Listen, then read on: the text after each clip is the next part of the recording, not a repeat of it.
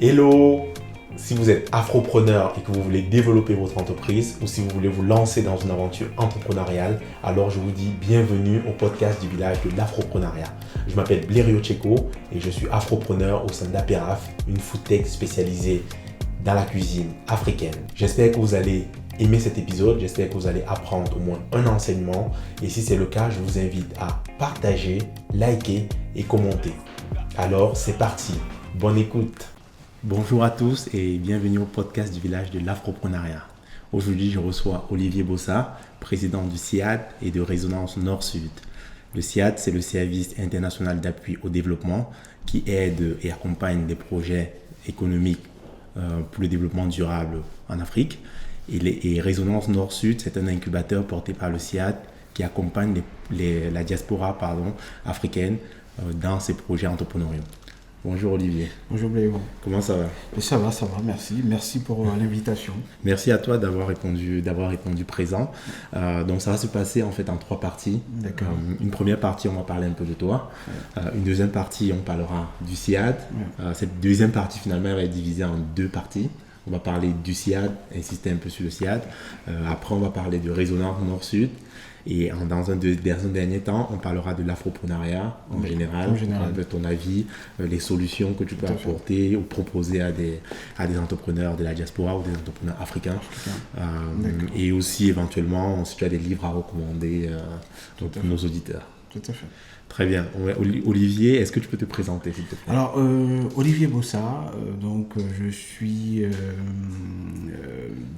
diplômé en gestion et en management des organisations. Donc, j'ai commencé ma carrière professionnelle en France à travers une filiale de la Banque San Paolo.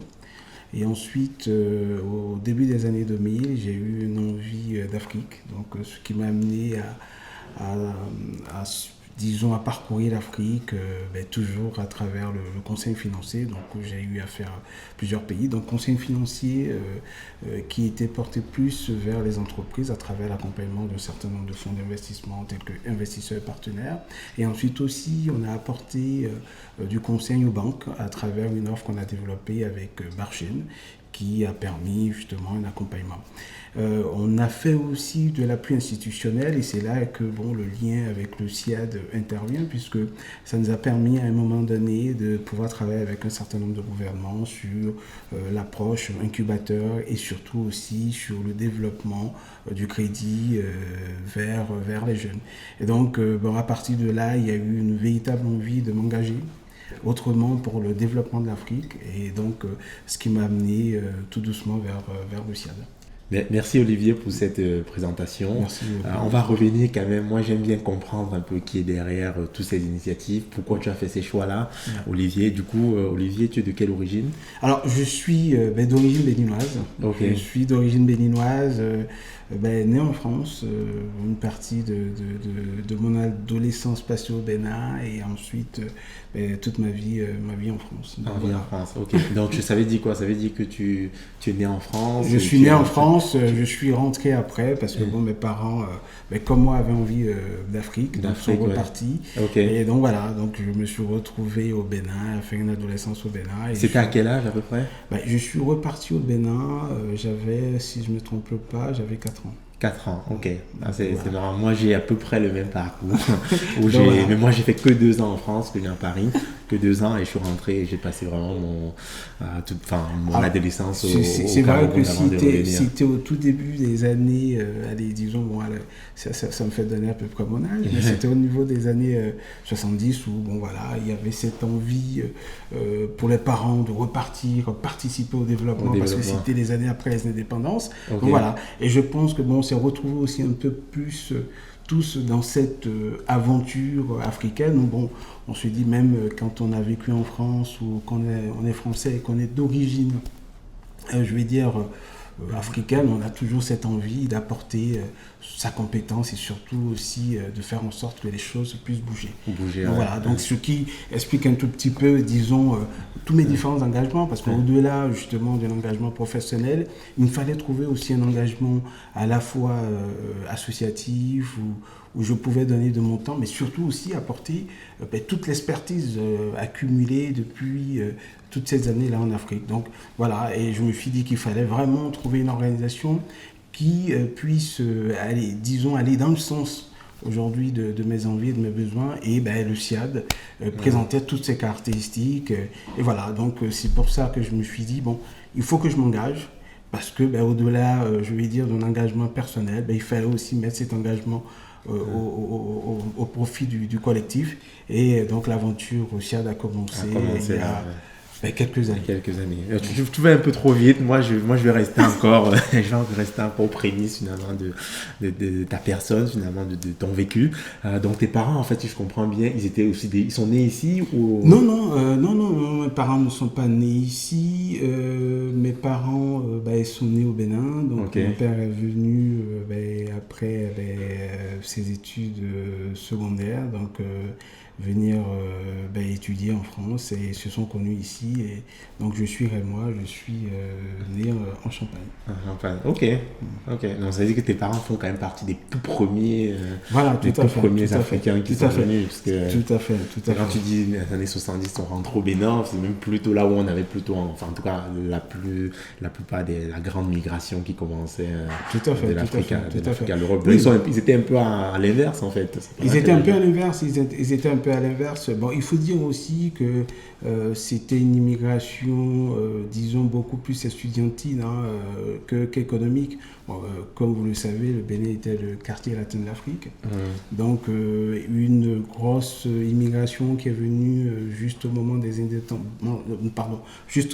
indépendances et après les indépendances, donc essentiellement composée de boursiers.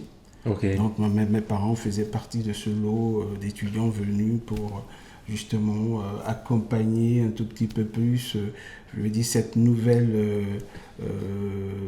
Afrique à travers justement des compétences à acquérir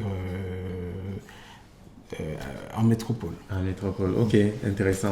Et tes parents étaient dans quoi? Ils travaillaient dans quoi? Alors, mon père est un gestionnaire, donc mon père est commissaire aux comptes, gestionnaire, il a fait beaucoup plus de la comptabilité, donc un parcours école de commerce. Ensuite, il a fait enseignant, et quand il est rentré au Bénin, il a occupé un certain nombre de postes de responsabilité. Donc, dans des sociétés publiques. Voilà, donc voilà en gros son parcours. Son parcours. Et ta mère?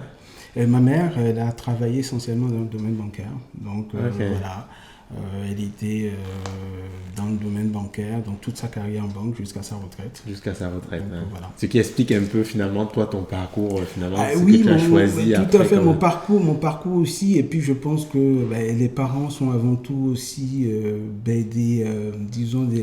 des rôles, je ne vais pas parler de rôle modèle, mais des modèles, et ils inspirent, et surtout aussi que ce parcours, du moins ce que j'ai eu, financier, que j'ai eu à travers l'Afrique, aussi était fait suite à un certain nombre de constats. Et je pense qu'on va revenir là-dessus.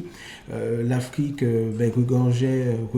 regorge toujours d'énormes potentiels, mais je me suis rendu compte au fil de ma carrière, que ce soit ici, qu'il y avait d'énormes besoins sur l'accompagnement financier et sur aussi la structuration d'un certain nombre de projets en amont. Donc voilà, donc mon parcours a été inspiré aussi par ça, par ces besoins-là. Parce que bon, bien évidemment, on nous a toujours reproché de ne jamais être en adéquation entre nos études et les besoins. Donc voilà, je ne l'ai pas fait par hasard, mais c'est vrai que j'avais une véritable envie d'Afrique, et ça m'a donc amené à faire ce beau parcours. Ce parcours. Voilà. Ok, très intéressant. Si j'ai bien compris, tu nous as dit que dans les années 70, vous rentrez au Bénin avec tes parents. Donc toi, tu passes tes études, c'est quoi, secondaire, primaire, secondaire? Primaire, secondaire, et ensuite après, j'ai terminé mes études supérieures en France. Ok. Voilà. Donc, c'est bien. Je comprends mieux ton parcours qu'on va maintenant essayer de détailler pour la suite. Donc tu finis tes études et là tu m'as dit tu te lances Oui, voilà, donc je me lance dans le domaine financier, notamment dans le conseil financier à travers une filiale d'une banque, la San Paolo, qui aujourd'hui a été rachetée, je pense, par la Caisse d'épargne. Ok, c'est une banque de San Paulo, c'est une banque, non, c'était une banque espagnole. C'était une banque espagnole, une filiale d'une banque espagnole qui s'est implantée en France, je pense, au début des années 90, au milieu des années 90. Donc voilà, ça a été une belle aventure, puisque de là aussi a déclenché cette envie d'Afrique, puisque je me suis lancé au début des années 2000 et ça a été un parcours au Sénégal, au Bénin, au Mali, un peu partout. Ok, avec cette banque non, pas du tout, parce que j'ai fini et tu as commencé avec la banque et après tu voilà, as exactement, et j'ai enchaîné avec autre chose. Donc voilà, il y avait ensuite, j'ai été recruté par un cabinet qui avait envie de développer je vais dire, ses produits, son approche en Afrique.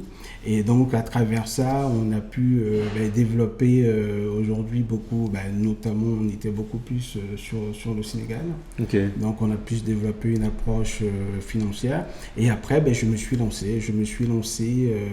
Et donc, j'ai commencé par travailler avec des fonds d'investissement, tels que Investisseurs Partenaires, qui était un fonds d'investissement qui se lançait au tout début. Au tout début. Est-ce que tu peux nous représenter rapidement Investisseurs et Partenaires Alors, je ne vais pas me permettre, je pense qu'ils seront beaucoup mieux placés, mais c'est un fonds d'investissement qui a commencé, je vais dire, au début des années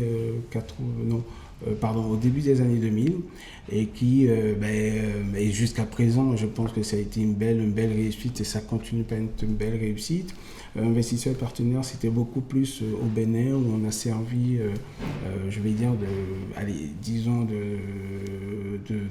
d'éclaireurs, où on dénichait des projets pour investisseurs partenaires. Et ensuite, on est arrivé à les accompagner sur un certain nombre de problématiques. Mais je pense que il serait quand même mieux que ce soit eux qui développent. Non, mais c'est pour que les gens comprennent en fait. Oui, c'est un fonds d'investissement, oui, voilà. En Afrique. Qui s'appelle, en equity, exactement. Et qui est plutôt sur l'amorçage ou Alors, au début, ils étaient sur l'amorçage, mais je pense que ensuite, ils ont changé complètement de stratégie, où ils sont beaucoup plus allés maintenant sur des projets de développement, parce que bien évidemment, et ça on va revenir là-dessus, ça a été une problématique aussi en Afrique. L'amorçage, c'était prendre beaucoup de risques. Prendre beaucoup de risques, qui dit amorçage aussi, dit frais d'approche. Et donc, pour beaucoup de fonds, d'ailleurs, il n'y en avait pas beaucoup à ce moment-là, pas du tout, pas beaucoup de fonds. Et cette approche de l'amorçage n'a pas vraiment marché, puisque tous les projets qui étaient accompagnés dès leur naissance étaient malheureusement des projets qui n'ont pas vraiment pu aboutir. Il fallait un accompagnement beaucoup plus long pour justement leur permettre d'arriver à pouvoir éclore et à se développer. Donc voilà. Et ce qui n'est pas finalement le travail d'un fonds d'investissement. Ce qui n'est pas le fonds d'investissement, même si Investisseurs et Partenaires avaient quand même une approche beaucoup plus, disons, sociale et beaucoup plus solidaire. C'était pas vraiment, parce que qui dit fonds d'investissement aussi dit derrière envie justement quand même de gagner de l'argent, parce que c'est des investissements. Vous avez derrière aussi un certain nombre d'actionnaires qui mettent de l'argent.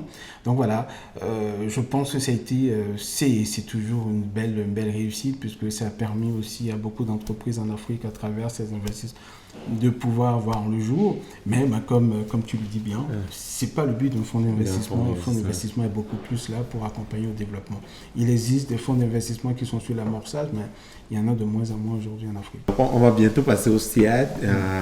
Moi, ce que je te posais comme question, c'est est-ce que tu peux nous dresser rapidement la photographie un peu de l'Afrique, justement dans cette expérience, on va dire un peu avant les années peut-être 2010, 2015, ce que toi tu avais observé et ce que tu observes maintenant en fait comme évolution. Au niveau bancaire, les fonds, et c'est triste à dire, aujourd'hui, les fonds restent encore quelque chose je ne vais pas dire rare, puisque aujourd'hui en Afrique, il faut parler de deux Afriques.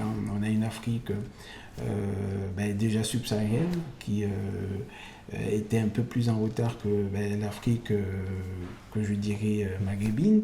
Et ensuite, on avait aussi au niveau de l'Afrique subsaharienne une Afrique anglophone qui était déjà très en pointe. Moi, je me rappelle au milieu des années 90, il y avait déjà le Ghana qui avait une très très forte, je vais dire, diaspora qui revenait, et je me rappelle très bien qu'à la fin de ces années-là, le Ghana, la bourse du Ghana était classée parmi les meilleurs. Donc on avait une Afrique anglophone, qui était beaucoup plus, je veux dire, en pointe en termes de fonds et de banques, et une Afrique francophone qui commençait par avoir un réseau bancaire un peu plus dense.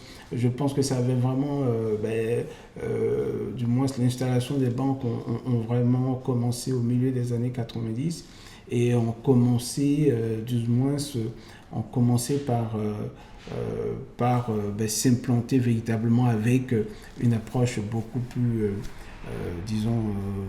beaucoup plus aboutie au début des années 2000. Donc, je pense dans ce cas, il faut parler de plusieurs Afriques. J'aurais dit plusieurs Afriques, puisque tout ne s'est pas fait. Mais l'Afrique subsaharienne francophone que je connais bien, oui, à partir des années 2000, on a commencé par avoir, une effervescence au niveau même du système bancaire.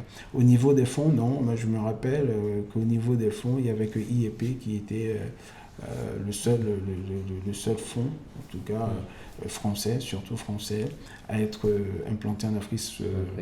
Voilà. IEP, c'est investisseurs et partenaires. IEP, investisseurs et partenaires, parce qu'il faut le comprendre. Ils étaient vraiment sur ce qu'on pouvait appeler des entreprises moyennes, ce qui n'était pas le cas de tous les fonds d'investissement qui étaient beaucoup plus sur des projets plus structurants, alors que IEP était beaucoup plus sur des entreprises, je vais dire, moyennes, qui avaient besoin d'argent pour se développer. Pour se développer. Et du coup, la photographie aujourd'hui de l'entrepreneuriat, de l'Afrique, du développement économique, tu dirais quoi en fait?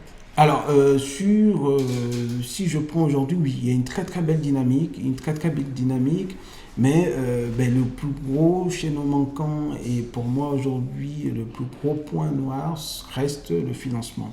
Reste le financement parce que au-delà de ça, sur l'accompagnement non financier, je pense qu'il y a eu énormément de programmes qui ont été menés et des programmes qui ont plus ou moins bien réussi.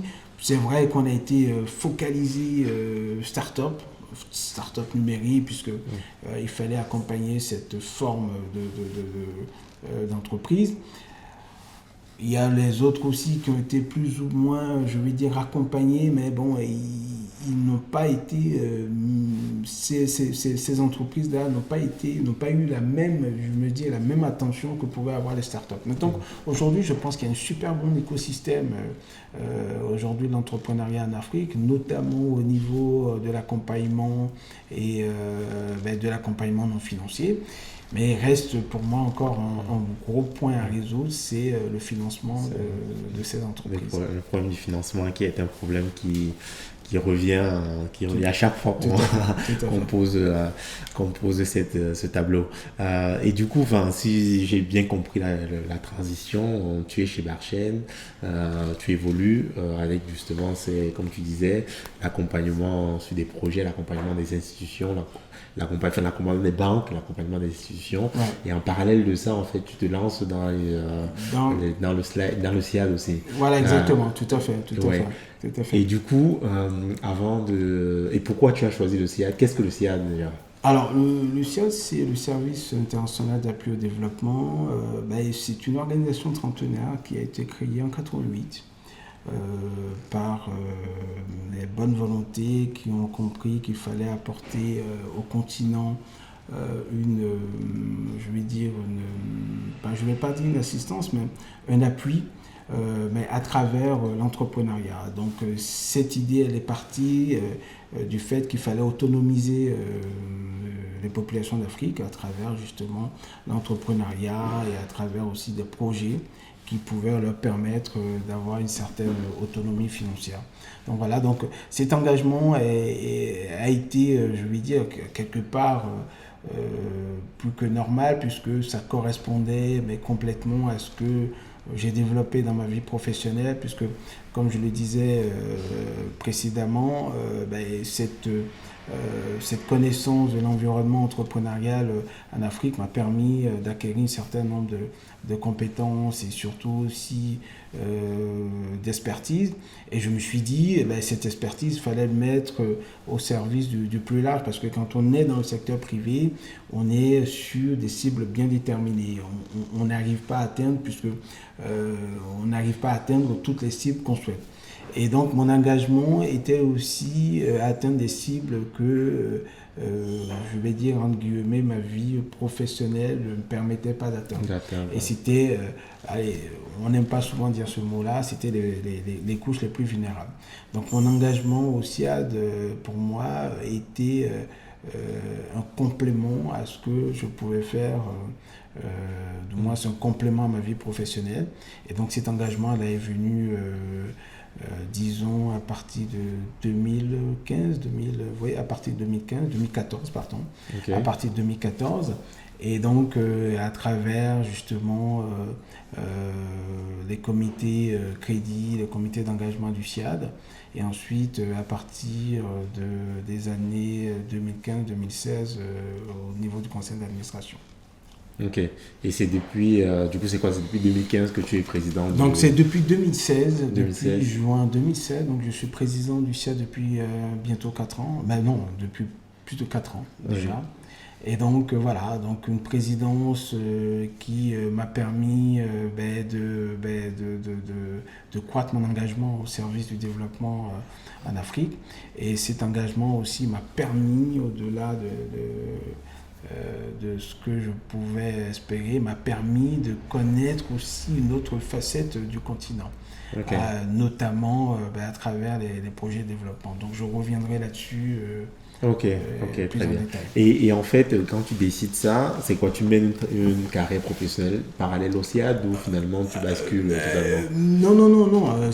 Disons, alors le mot il est très bien trouvé quand tu parles de carrière parallèle, professionnelle parallèle. C'est intéressant parce que j'aime bien le dire, c'est vrai qu'on est sur cette enveloppe associative, mais le SIAD aussi, avant tout, c'est quand même une belle petite entreprise, puisque on a une équipe opérationnelle qui mène les projets de développement, et je peux dire aussi que à travers ça, même en tant que président, vous découvrez parallèlement une autre carrière professionnelle, qui est une carrière de...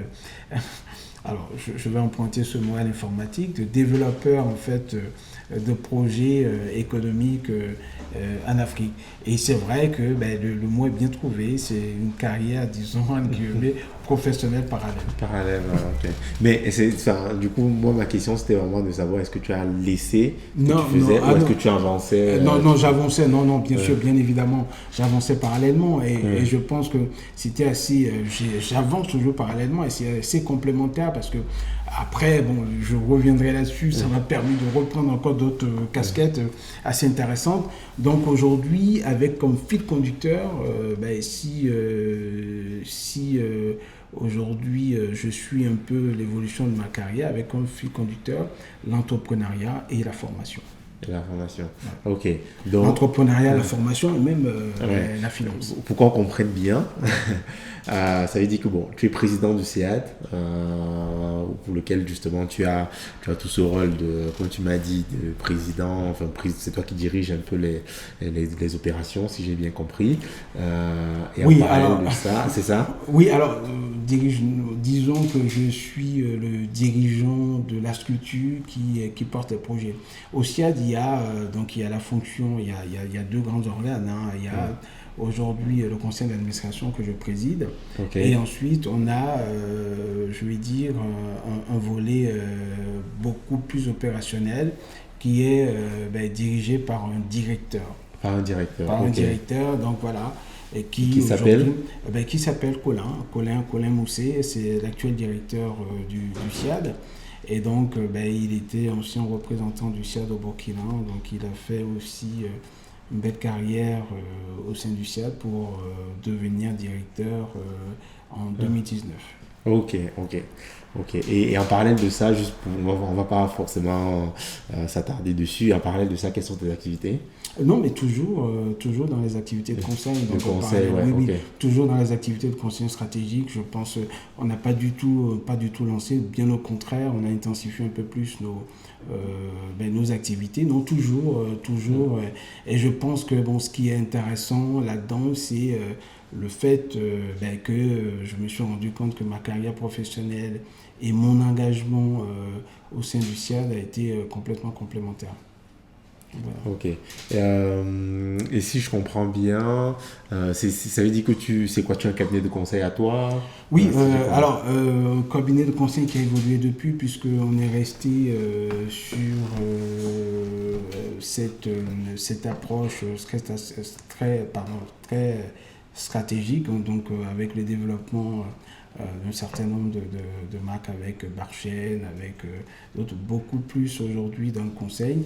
Et il y a eu une évolution au niveau de l'entité.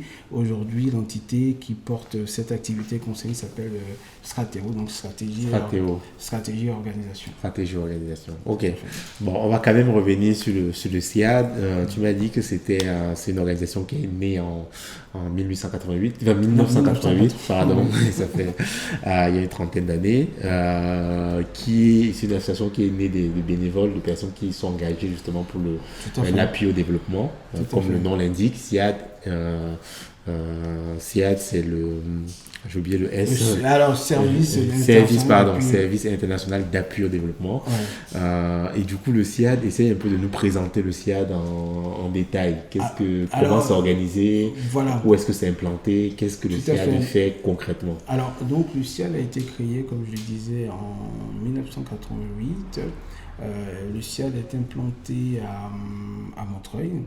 Et donc, son but, c'est d'accompagner des projets entrepreneuriaux en Afrique pour un développement durable et économique. Alors, je lui disais, l'ADN aujourd'hui du SIAD, c'est l'entrepreneuriat.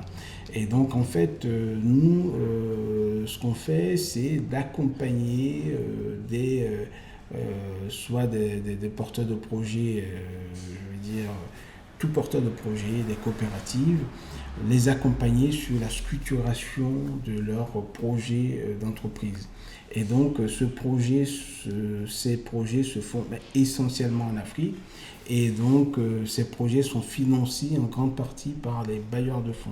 Donc, nous, SIAD, on est des opérateurs, ce qu'on appelle des opérateurs, qui accompagnons ces porteurs de projets en Afrique à travers ce qu'on peut appeler de la formation de l'accompagnement non financier. Non financier. Voilà. Mais vous les accompagnez quand même aussi à pouvoir peut-être présenter des dossiers à des bailleurs de fonds pour pouvoir les aider. Alors, c'est avant tout, nous aujourd'hui, ce qu'on fait, c'est avant tout structurer. Si ce n'est pas des porteurs de projets, on structure des filières où on accompagne la structuration d'un certain nombre d'initiatives.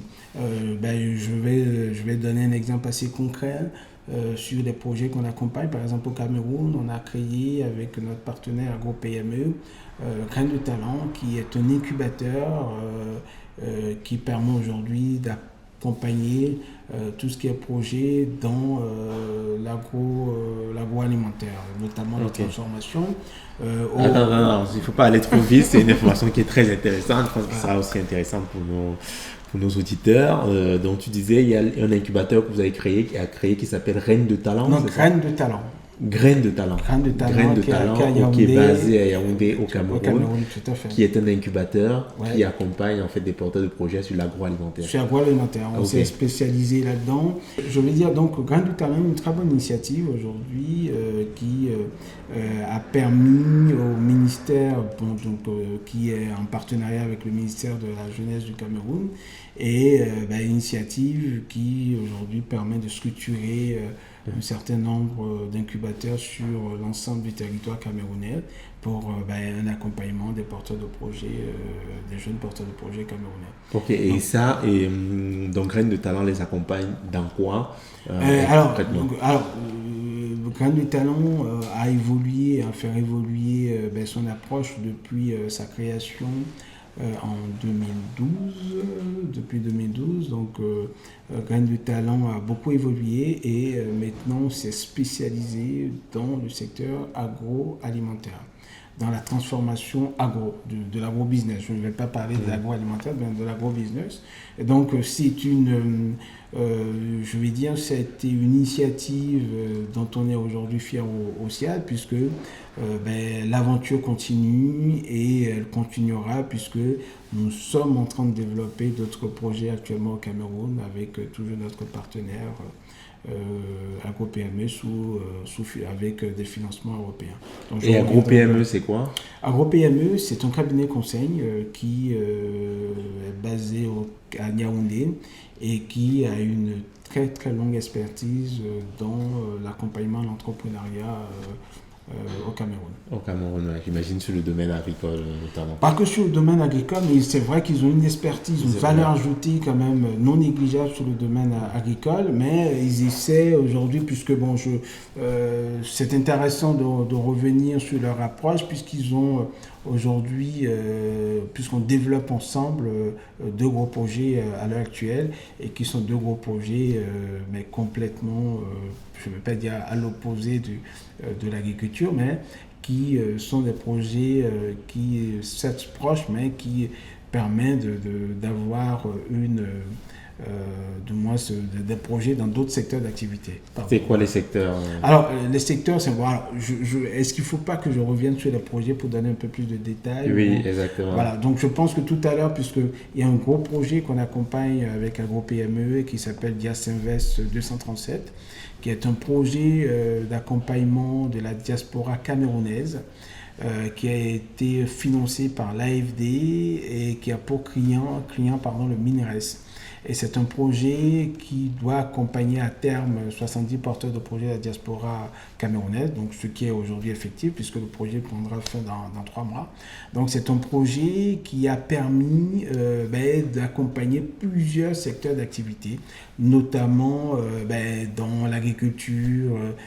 Ça a aussi été des projets de transformation, des projets de recyclage, donc bref, des projets de création de projets dans la santé. Donc bref, il y a pas mal de secteurs d'activité et je pense que ça a été une belle réussite. Donc, je me permets de tirer déjà les conclusions. Ça a été une belle réussite puisque sur l'appel à projets, on a eu près de 300 projets déposés, mais bon, malheureusement que 70, je dirais, sélectionnés. Ok. Et ça se termine, tu dis, quoi, à la fin de l'année, au début de l'année prochaine? Ça se termine en mars de l'année prochaine. En mars de l'année prochaine. Et ça, il y aura quoi? Il y aura une présentation des résultats ou... Tout à fait, il y aura une présentation des résultats, il y aura une restitution, forcément, puisque c'est un projet qui a été mené sur 3 ans et demi, donc un projet quand même assez long, où il y a eu un accompagnement en France et une incubation au Cameroun. Donc l'accompagnement en France s'est fait bien évidemment par nous, par le SIAD, et l'incubation au Cameroun s'est faite par AgroPME. Au-delà de ça, il y a eu aussi un appui institutionnel au MINRES pour mieux accompagner la diaspora camerounaise. MINRES, c'est le ministère des Relations extérieures du Cameroun. Oh, ministère des Relations extérieures. Ok, ouais, non, je comprends, c'est avec l'habitude. Donc ça, c'était Dias Invest. Ça, c'était Dias Invest. Dias Invest 237. 237, donc voilà. Ouais. Et le deuxième? Et le deuxième, c'est un projet issu du programme Archipelago, donc financé par l'Union européenne, qui a commencé le 1er novembre et qui permettra d'accompagner à peu près 300 jeunes dans la région, 300 jeunes sur tout ce qui est formation duale dans la région du Mungo. Mungo Cameroun, voilà, et ça permettra d'accompagner des jeunes qui sont dans un secteur qu'on appelle le secteur non agricole. Alors le secteur, pour bien expliquer ce que c'est le secteur non agricole, c'est tout ce qui concerne des métiers support à l'agriculture. Je donne un exemple, c'est-à-dire si demain dans l'industrie du cacao on a besoin de séchoirs, ces jeunes viendront fabriquer des séchoirs Made in Cameroun pour permettre justement à la filière cacao de pouvoir avoir du matériel de transformation. Exactement. Donc c'est un tout petit peu l'idée, et on est en formation duale, donc c'est aussi une approche nouvelle, c'est-à-dire la théorie, cette formation se fera à la fois de façon théorique et à la fois de façon pratique. Ok, très intéressant. C'est pas parce que je suis camerounais ou d'origine camerounaise qu'on parle du Cameroun. J'imagine que le CIAD a d'autres initiatives.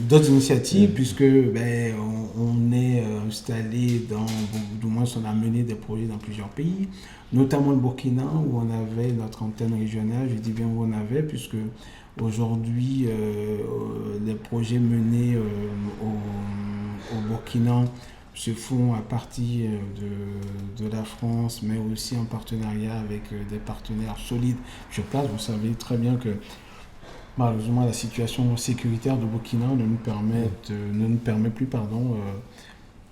de pouvoir avoir des équipes sur place. Donc on a développé un gros projet au Burkina qui s'appelle le projet électrification, qui a permis d'électrifier à partir du solaire 7 communes de la région de Banga.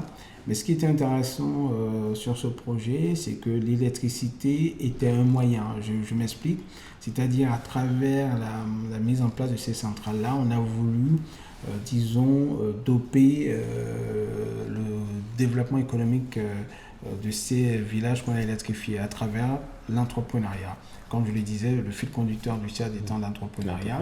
Donc voilà, on a accompagné des jeunes à structurer leur projet, et ensuite, grâce à la garantie Cofides, on a pu développer des microcrédits pour permettre à ces jeunes-là de pouvoir soit installer des débits de boissons ou des restaurants ou vendre de l'eau glacée.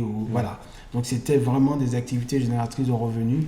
Donc ça a permis justement à ces jeunes-là de pouvoir trouver une activité. Profiter de cette électricité pour créer aussi. Tout à fait. Donc ce projet a été financé par l'Union européenne et a été inauguré il y a 3 ans. Il y a 3 ans.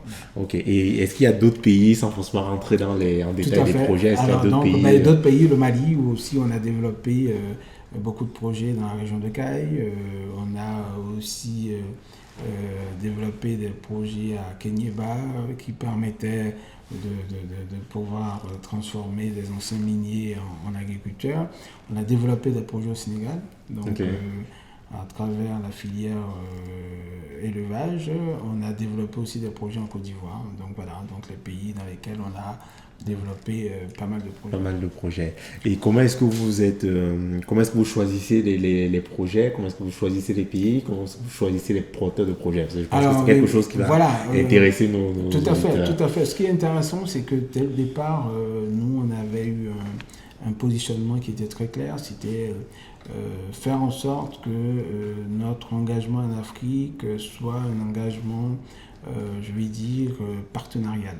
Quand je dis partenarial, c'est qu'on identifiait une structure, un partenaire sur place qui, lui, a les mêmes approches et les mêmes, expertises que nous. Et à partir de là, on identifiait soit par ce partenaire ou par d'autres structures, on identifiait des projets accompagnés. Et donc le partenaire devient l'opérateur local du CIAD, et nous, à partir du siège à Paris, on fait de la coordination, on fait de la recherche de financement, et donc on apporte les financements nécessaires, la coordination et parfois des outils pour un accompagnement efficace de ces porteurs de projets. Donc c'est vraiment un partenariat qui se fait entre un partenaire local et le CIAD, et donc voilà, c'était notre stratégie, et je pense que cette stratégie a été une stratégie assez réussie, puisque aujourd'hui, je prends le cas du Cameroun, ça fait pratiquement 10 ans qu'on travaille avec AgroPME, et c'est un travail qui est en train de porter ses fruits, puisque cet échange-là nous permet d'avoir une vision, je vais dire, un peu plus concrète et un peu plus pragmatique disons, des échanges nord-sud. Ok. Non, je comprends bien et même je vois bien dans l'approche, je vous ai dit, nous on est implanté plutôt de l'autre côté, de la Méditerranée, et on peut apporter peut-être du financement, on peut apporter notamment aussi de la stratégie, de la réflexion, mais on a quand même besoin en fait finalement de quelqu'un en local qui connaît les réalités et qui est capable en fait finalement d'analyser pour sélectionner. Est-ce que ça veut dire que finalement là vous traitez plutôt avec des partenaires et des porteurs de projets ne sont pas capables de vous contacter directement pour se faire orienter éventuellement? Oui, on a eu plusieurs cas où c'est pas des porteurs de projets qui nous contactent directement, puisque nous on accompagne un ensemble on accompagne des groupes. On accompagne des groupes où tout simplement on est parfois sollicité par des bailleurs de fonds pour faire cet accompagnement-là. Okay. Et donc en fait, ce qu'on fait, c'est quand on a une ONG ou une structure qui nous identifie comme étant de potentiels partenaires pour accompagner ces projets-là, on les met d'abord en relation avec notre partenaire local. Ok, donc qui lui essaie déjà en amont de voir la faisabilité du projet, et ensuite le contact se fait de façon tripartite où l'ONG qui nous apporte le projet est mis dans la boucle pour justement accompagner. Donc l'opérateur local est vraiment l'opérateur qui apporte lui de façon concrète les formations et l'accompagnement qu'il faut. Ok, donc si jamais finalement un porteur de projet ou un organisme vous contacte, vous le redirigez vers voilà, si on a un partenaire. Alors, il est important de le dire, parce que on ne travaille pas dans tous les pays, parce que pour un accompagnement efficace, il faut pouvoir aujourd'hui avoir de façon, efficace tous les outils, mais aussi toutes les capacités à accompagner des projets. Donc, il y a des pays où on n'est pas, tout simplement parce que soit on n'a pas identifié le bon partenaire dans ces pays-là, ou tout simplement des projets venant de ces pays-là ne sont pas souvent des projets que nous pouvons accompagner. Ok. Et est-ce que finalement, tu lances aussi l'appel à des partenaires potentiels pour vous contacter? Alors oui, nous, aujourd'hui, comme on dit, c'est vrai qu'on se recentre sur certains pays, mais ce que nous on dit aujourd'hui, c'est que l'Afrique, elle est, elle est plurielle. Quand je dis elle est plurielle, on a souvent tendance à dire que c'est une Afrique. Oui, c'est vrai que c'est une Afrique, mais il y a plusieurs pays, comme on le sait. Donc, nous, on n'est pas fermé, mais à condition, justement, qu'on puisse faire un travail efficace. L'idée n'est pas juste d'avoir des projets accompagnés. L'idée aussi, c'est d'avoir un accompagnement efficace. Et une fois si on est en capacité, grâce à un partenaire sur place, de pouvoir l'accompagner, on le fera. Ça semble très, très pertinent et très clair. Ok, je comprends bien. Donc, dans votre approche avec le SIAD, vous êtes implanté aujourd'hui, par exemple, on peut dire sur quel pays? Tu as cité le Cameroun, le Cameroun, le Burkina, le Mali. La Côte d'Ivoire, on a fini nos projets sur la Côte d'Ivoire. Sur le Sénégal, on est en train de terminer. C'est vrai qu'il y avait 5 pays, mais on se concentre sur 3 pays parce que c'est tout simple. C'est 3 pays aujourd'hui. C'est sur ces 3 pays qu'on a des contrats, des projets. Non, au-delà de ça, des projets qu'on accompagne. Par exemple, là, sur le Burkina, actuellement, on est en train d'accompagner un projet qui s'appelle PADES, qui est un projet qui permettra de développer, des incubateurs, communaux. Des incubateurs communaux, dans la filière élevage. Et donc la particularité de ce projet, c'est que s'il se déroule dans une région aujourd'hui à risque, donc c'est dans la région nord du Burkina, donc plus précisément la ville de Gorom, où il y a aujourd'hui un partenariat tripartite, donc mairie de Gorom, Africaire, qui est une ONG américaine, donc installée au Burkina, et le SIAD. Donc Africare est l'opérateur local du SIAD et la mairie, disons, est en guillemets le client aujourd'hui de ce projet-là. Et donc c'est un projet qui a été financé par des organisations françaises et des institutions françaises telles que le ministère des Affaires étrangères. Ok. Très intéressant. Est-ce qu'il y a d'autres... Quels sont les challenges du SIAD là pour l'avenir? Les challenges du SIAD, c'est de continuer toujours des projets de développement. Comme je vous ai dit, 2 gros projets, un qui commence avec Archipelago, un qui se termine avec Dias Invest 237, qui concerne beaucoup plus la diaspora. Les challenges à venir, c'est de pouvoir être, je vais dire, davantage sur des projets de développement en Afrique, parce que bon, comme vous le savez, le développement ne s'arrête pas, et aujourd'hui, nous, avec l'expertise acquise depuis bientôt 32 ans, on se dit qu'il est aujourd'hui pour nous indispensable de pouvoir continuer à accompagner le développement en Afrique. Et donc voilà, le challenge à venir, c'est plus de projets et pourquoi pas plus de pays sur lesquels on travaillera. Ok, et au niveau du SIAD, est-ce que vous avez des bénévoles? Oui, on a.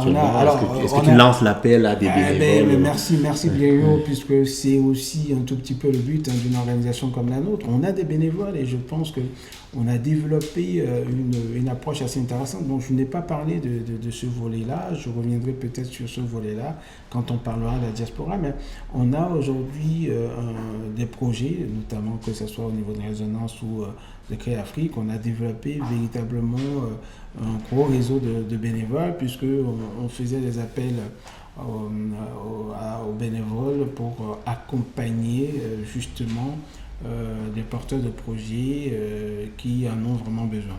Donc on a une antenne à Midi-Pi, j'ai oublié d'en parler. On ne dit plus Midi-Pyrénées, mais on dit plutôt en Occitanie, qui est plus précisément à Toulouse, qui, elle, est vraiment focalisée sur l'accompagnement des diasporas. On reviendra peut-être là-dessus quand on parlera de résonance. Donc voilà, notre antenne aussi développe un gros réseau de bénévoles pour l'accompagnement des porteurs de projets. Et ça s'appelle toujours le SIAD en fait, ça? C'est toujours le SIAD, ça s'appelle le SIAD Occitanie. Le SIAD Occitanie, voilà. Ok. Bon, mais si vous êtes intéressé pour accompagner des projets, c'est des projets dans toute la France ou c'est dans cette région-là du coup? Alors, on est sur la France, on est en Île-de-France, donc des bénévoles qui sont basés en Île-de-France sont les bienvenus, les bénévoles qui sont basés en Occitanie sont les bienvenus, en sachant que la sinon 100% des projets qu'on accompagne, c'est sur l'Afrique. C'est sur l'Afrique. Des bénévoles qui ont des compétences en entrepreneuriat et qui aussi ont une sorte de fibre africaine, ils sont les bienvenus. Mais sinon, on accepte tout type de bénévoles, notamment en matière de compétences entrepreneuriales. Ok. J'ai entendu parler de Cofides dans le Sud. Je pense que c'est intéressant de revenir rapidement dessus. Très rapidement, c'est un tout petit peu ce que je disais. C'est aussi une de mes nombreuses casquettes. Je suis à la fois président et directeur de la Cofides. Donc c'est une coopérative financière pour le développement solidaire, qui a été créée, il y a 25 ans. Et donc la Cofides apporte de la garantie pour des porteurs de projets en Afrique. Donc disons, pour résumer la Cofides et le SIAD, le SIAD fait de l'accompagnement non financier et la Cofides fait de l'accompagnement financier. Et donc depuis quelques mois, on a fait évoluer notre modèle économique où on sera aussi sur une approche, financement de projets, notamment dans le domaine agricole. Quand tu dis on, c'est le SIAD? Non, c'est la Cofides. C'est la Cofides. Alors j'ai dit on parce que, comme je viens de te le dire, plein de choses, c'est que j'ai aussi cette casquette. de président. Et du coup, finalement, ce que j'ai bien compris, vous travaillez ensemble en fait pour accompagner ces projets-là. Le SIAD sur la partie non financière et Cofides sur la partie financière. Financière, tout à fait. Ok. Et comment est-ce qu'on suit vos évolutions? Comment est-ce qu'on suit comment ça se passe au niveau du SIAD, Alors, vos activités et tout. Nos activités, on est connecté sur les réseaux sociaux, on a un site internet. Donc pour le SIAD, c'est www.siad.so.fr. La Cofides, c'est www.cofides.org. Bon, le site de la Cofides est en train d'évoluer, hein, donc je pense qu'on aura un site beaucoup plus explicatif à partir de janvier, donc qui présentera les nouveautés au niveau de la Cofides, puisque la Cofides aujourd'hui est scindée pratiquement en 3 activités, donc Cofides Garantie, Cofides Finance et Cofides Formation et Conseil. Ok, très bien. J'ai aussi bien compris, Olivier, le SIAD a créé une autre initiative qui s'appelle Résonance Nord-Sud. Tout à fait, Résonance Nord-Sud qui est un incubateur qui permet d'accompagner des porteurs de projets de la diaspora qui ont un projet en lien avec l'Afrique ou des projets qui seront créés en Afrique. Vous l'avez compris, on a décidé de diviser cet épisode en 2. Donc vous allez avoir la suite de l'épisode la semaine prochaine. Ce sera sur Résonance Nord-Sud, qui est un incubateur porté par le SIAD, qui accompagne des porteurs de projets à l'impact social, qui sont de la diaspora. Donc à la semaine prochaine.